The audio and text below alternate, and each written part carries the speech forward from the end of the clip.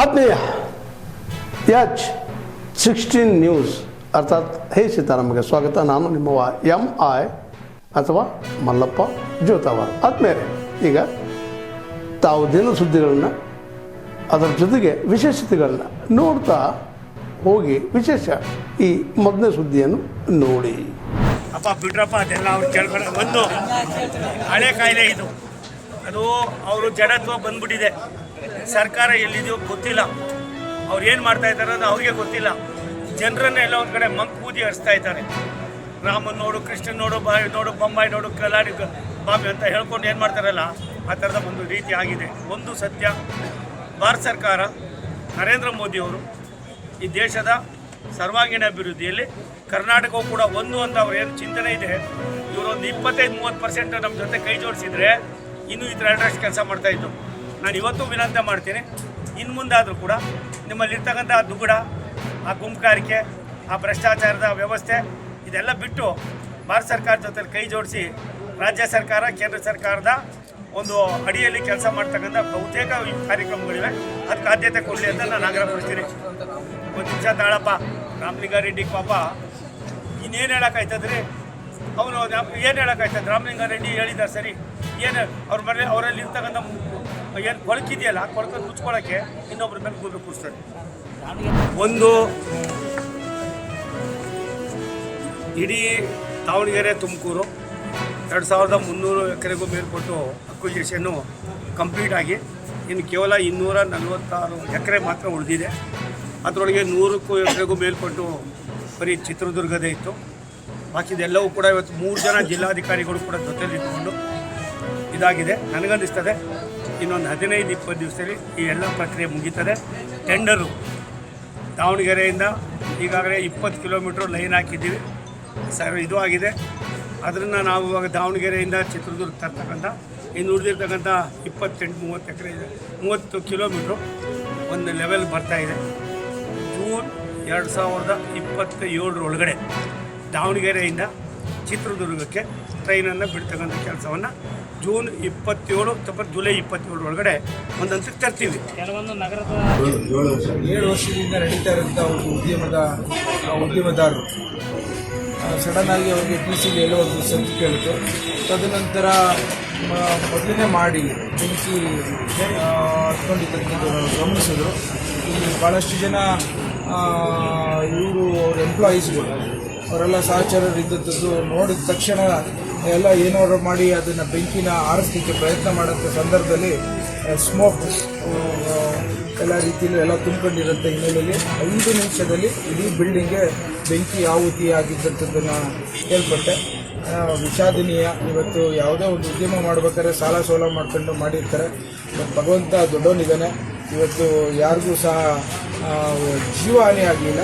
ಆದರೆ ಒಬ್ಬ ಹುಡುಗ ರಾಸಿಕನ ಹುಡುಗ ಎರಡನೇ ಮಾಡಿ ಮಲಗಿದ್ದನು ಅಲ್ಲಿಂದ ಫಸ್ಟ್ ಫ್ಲೋರ್ ಬಿದ್ದಂಥ ಸಂದರ್ಭದಲ್ಲಿ ಅವರಿಗೆ ಬೆನ್ನುಮೂಳೆ ಏಟಾಗಿದೆ ಅಂತ ಕೇಳ್ಬಿಟ್ಟು ಆಸ್ಪತ್ರೆಯಲ್ಲಿ ಚಿಕಿತ್ಸೆಗೆ ಅಡ್ಮಿಟ್ ಆಗಿದ್ದಾನೆ. ಇದು ಒಂದು ರೀತಿ ಇಷ್ಟು 5 ನಿಮಿಷದಲ್ಲಿ ಇಷ್ಟು ಬೆಂಕಿ ಆವರಿಸ್ತಿದೆ ಅಂತಂದರೆ ಇದರ ಕಾರಣನ ಏನು ಅಂತ ನಾನು ಫೈರ್ ಇಂಜಿನು ಮತ್ತು ಆಫೀಸರ್ಸ್ಗಳು ಮತ್ತು ನಮ್ಮ ಬೆಸ್ಕಾಂ ಆಫೀಸರ್ಸ್ಗೆ ರಿಪೋರ್ಟ್ ಕೇಳ್ತಾ ಇದ್ದೇನೆ. ಎಲ್ಲಿ ಯಾವ ರೀತಿ ನಾವು ಈ ಒಂದು ಅನಾಹುತಗಳನ್ನು ತಡಿಬೋದು ಅನ್ನೋದು ಒಂದು ಕಡೆ ಆದರೆ, ಮಿಕ್ಕಿದಂಥ ಉದ್ಯಮೆದಾರರಿಗೆ ಯಾವ ರೀತಿ ಈ ರೀತಿಯ ಅನಾಹುತಗಳಾಗಬಾರ್ದು ಅನ್ನೋದನ್ನು ಅವ್ರಿಗೆಲ್ಲ ಮನದಟ್ಟು ಮಾಡೋಂಥ ಒಂದು ಕಾರ್ಯಕ್ರಮ ಮಾಡಬೇಕಾಗಿದೆ. ಇದು ಒಂದು ರೀತಿ ನನಗೂ ಭಾಳ ದುಃಖ ಆಯಿತು. ಒಬ್ಬ ಉದ್ಯಮದಾರ ತನ್ನ ಬದುಕಿನಲ್ಲಿ ಹಣಕಾಸಿನ ವ್ಯವಸ್ಥೆ ಮಾಡಿಕೊಂಡು ಇಂಥ ಉದ್ಯಮವನ್ನು ನಡೆಸುವಂಥ ಸಂದರ್ಭದಲ್ಲಿ ಈ ಥರ ಅನಾಹುತ ಯಾರಿಗೇ ಆದರೂ ತಡ್ಕೊಳಕ್ಕಾಗಲ್ಲ. ಸೊ ಹಾಗಾಗಿ ಅವ್ರಿಗೆ ಮಾನಸಿಕವಾಗಿ ಎಲ್ಲ ರೀತಿಯಲ್ಲೂ ನಮ್ಮ ಕಡೆಯಲ್ಲಿ ಏನಾಗುತ್ತೆ ಅವ್ರಿಗೆ ಶಕ್ತಿಯನ್ನು ಭಗವಂತ ಕರುಣಿಸಲಿ. ನಾವು ಸಹ ಅವ್ರ ಜೊತೆ ನೈತಿಕವಾಗಿ ನಿಲ್ತೇವೆ ಅಂತ ಹೇಳಿ ಇವತ್ತು ನಾನು ಸಹ ಬಂದಿದ್ದೇನೆ. ಇದನ್ನು ನಮಗೂ ಒಂದು ಪಾಠ ಆಗಬೇಕು. ಏಕೆಂದರೆ ಪ್ರತಿಯೊಂದು ಅವಕಾಶದಲ್ಲೂ ಎಷ್ಟು ಒಳ್ಳೆಯದಾಗುತ್ತೋ ಅಷ್ಟನ್ನು ನಾವು ಜಾಗೃತರಾಗಿ ಬದುಕಬೇಕು ಅನ್ನೋದಕ್ಕೆ ಒಂದು ಪಾಠದ ವ್ಯವಸ್ಥೆ ಅಂತ ಹೇಳಿ ಇಷ್ಟಪಡ್ತೀನಿ. ಸರ್, ಫೈರ್ ಇಂಜಿನ್ ಇನ್ನೊಂದು ಫೈರ್ ಇಂಜಿನ್ ಬಂದಿದ್ರೆ ಸಾಕಷ್ಟು ಹೋಟ್ಲನ್ನ ಬೆಂಕಿ ಆರಿಸ್ಬೋದಾಗಿತ್ತು. ನಾನು ಅದನ್ನೇ ಕೇಳ್ತಾ ಇದ್ದೀನಿ. ನಾವು 15 ನಿಮಿಷದಲ್ಲಿ ಬಂದಿದೆ ಅಂತ ಹೇಳ್ತೇನೆ. ನಾನು ಅದು ಬೆಳಗ್ಗೆ ರಿಪೋರ್ಟ್ ತಗೊಂಡು ಅದ್ರ ಬಗ್ಗೆ ನಾನು ಕಾಮೆಂಟ್ ಮಾಡ್ಬೋದು. ಬಟ್ ಆದರೆ ಈ ಥರ ಬೆಂಕಿ ಅನಾಹುತಗಳಿಗೆ ನಾವು ಸ್ಥಳೀಯವಾಗಿ ಎಲ್ಲದಕ್ಕೂ ಸಜ್ಜಾಗಿರ್ಬೇಕು. ಅದು ಬಹಳ ಮುಖ್ಯವಾದಂಥ ಅಂಶ. ನಾನು ನಮ್ಮ ನೋಡಿ ಸೇವಾ ಇದ್ದಾರೆ ಅವರು ಸ್ಟಾಫ್ ಕೇಳ್ತಾ ಇದ್ದೀನಿ, ಅವರು ನಾವು ಏನೇ ರಿಯಾಕ್ಟ್ ಮಾಡೋಕ್ಕೂ ನೀರನ್ನು ತಂದು ಹೊಡಿಲಿಕ್ಕೂ ಆಗ್ತಾರೆ ಅಂತ ಒಂದು ದೊಡ್ಡದಾದಂಥ ಬೆಂಕಿ ಹತ್ಕೊಂಡಿರುವಂಥ ವಿಚಾರ ಹೇಳ್ತಾ ಇದ್ದಾರೆ. ಹಾಗಾಗಿ ಇದು ಎಲ್ಲರಿಗೂ ಒಂದು ಪರಿಪಾಠವಾಗಿ ನಾವು ಬದುಕಿನಲ್ಲಿ ಯಾವ ರೀತಿ ಈ ಒಂದು ಬೆಂಕಿ ಅವಘಡಗಳನ್ನು ತಡಿಬೋದು ಅನ್ನೋ ಒಂದು ಪ್ರಯತ್ನವನ್ನು ಮಾಡಬೇಕಾದಂಥದ್ದು ಭಾಳಷ್ಟು ನಮಗೆ ಕಲಿಯುವಂಥ ಒಂದು ವಿಚಾರ. ಇದ್ರ ಜೊತೆ ಇವತ್ತು ನಾನು ಅದನ್ನು ಅವ್ರು ಕೇಳ್ತಾ ಇದ್ದೀನಿ, ಏನಾದ್ರು ಇನ್ಶೂರೆನ್ಸ್ ಮಾಡಿಸಿದ್ದೀರಾ ಅಂತ. ಮಾಡಿಸಿದ್ದೀನಿ ಅಂತ ಹೇಳ್ತಾ ಇದ್ದಾರೆ. ಸೊ ಮುಂದಿನ ದಿನಗಳಲ್ಲಿ ಇದು ಯಾವ ರೀತಿ ಮಾಡೋದು ಅನ್ನೋದನ್ನು ನೋಡಬೇಕು. ಇತ್ತೀಚೆಗೆ ತಾಲೂಕಿನಲ್ಲಿ ಫೈರ್ ಆಕ್ಸಿಡೆಂಟ್ ಜಾಸ್ತಿ ಆಗ್ತಾ ಇದೆ. ಒಂದು ಮಿಷನ್ ಸಾಕ ಬರ್ರಿ ಎಲ್ಲ ಬರ್ರಿ. ಪಾಪ ಹೆಂಗಂದ್ರೆ ಜಾಸ್ತಿ ಕೂಡ